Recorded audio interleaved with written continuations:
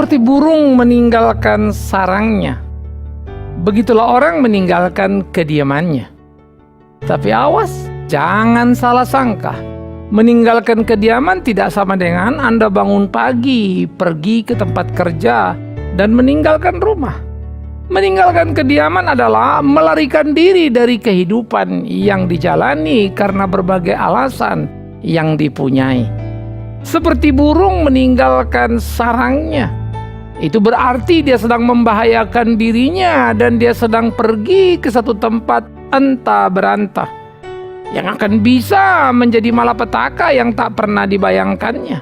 Tapi itulah kenyataan karena dia meninggalkan sarangnya, memasuki dunia yang amat sangat berbeda yang tak pernah dikenalnya.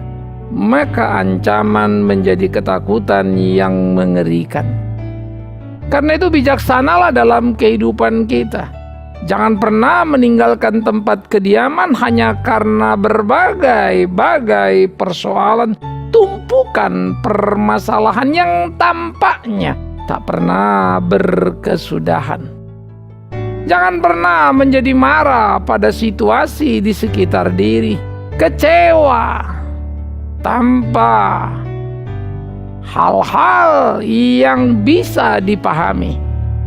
1001 alasan bisa membuat kita kecewa dalam hidup ini, tapi tidak satupun alasan untuk membuat kita melarikan diri dari kehidupan ini. Jadi, jangan pernah meninggalkan tempat kediaman, seberapa beratnya pun persoalan. Tetap di sana, bertandinglah untuk melewatinya.